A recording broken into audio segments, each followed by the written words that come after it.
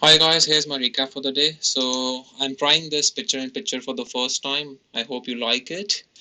And I'm wearing these glasses just because I have to go to bed after this recap. And if I don't wear these glasses, the computer light, even if I go to bed, I'm not able to sleep for another 1 hour because the blue light keeps me awake for another 1 hour.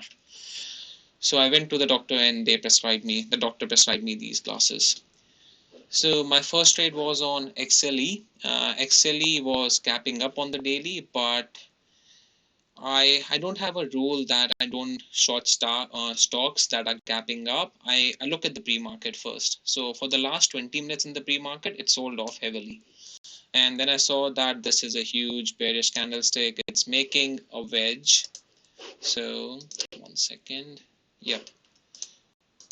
Oh, damn it. Yeah. So it's making a wedge, higher lows, or sorry, lower highs, and it's holding this level. So I went short just at this level with the stop loss at the high of this candlestick. And my first partial was at maybe 3 to 1. Then I got out completely early. I could have held it for a bit longer for a nice move, but the issue is that the stock gapped up. So if I am short in a stock that has gapped up on the daily, I usually get out early. I don't hold it for a, I don't expect a very good move from that stock. But still, this was a 3 to 1 trade, so that's very good. Then my second trade was on WLL. This was a very simple opening range breakup, so ABCD pattern. But I would like to talk about my entry here because my journal has helped me a lot, and I hope that I can help you guys. So what I used to do is that I I used to look at this ABCD pattern, and I was not able to get the consolidation and when to take it long. So if you don't get a clear consolidation, for example, this is not a consolidation. This is kind of a reversal, like a small reversal. It's still a consolidation, but I consider it as a small reversal because this is a bearish engulfing candlestick. It's not a consolidation. So if you see this candlestick after a bullish candlestick, I would wait for the price action to touch the VWAP or maybe the EMAs before going long. So see, this entry is the perfect entry. As soon as I got in, it shooted up. So I waited till the VWAP and the EMA, and as soon as it touched the EMA, I saw a lot of green on the times. I always call it times. It's time and sales.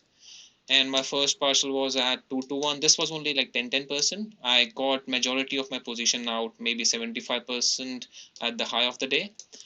Then I got out here and I only had maybe 10% of my position remaining, so I got out at this candlestick. It's kind of making a shooting star. That's why I got out. Then my third trade was on CRC. This is a short squeeze trade. I would like to explain this trade as well.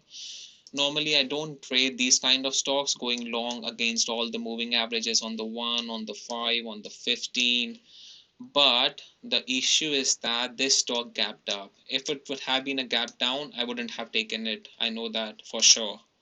And no one should take it. But this gapped up. So I was thinking of going short here. And like me, many traders were thinking of going short here. But the issue is that the stock gapped up. Then it made an indecision candlestick, followed by a bullish doji. And then I saw that now in this case, all the short people who went short here need to cover. So it squeezed up. Now, all the people who went short here, maybe they have to cover and the stock gapped up. So there will be buyers as well in the market.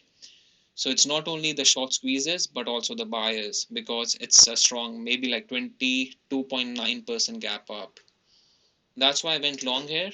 And usually I don't go against the moving averages, but this is a perfect example that I will take it against the moving averages if I have a clear pattern, a clear indication that it will go higher.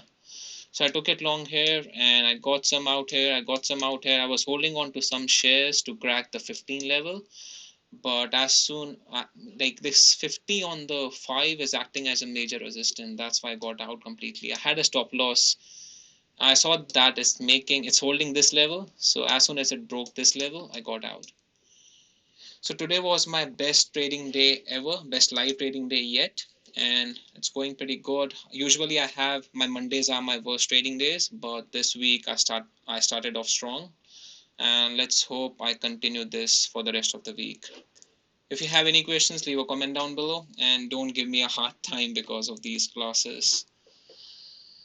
So, I hope you had a great day as well. Keep it green. See ya.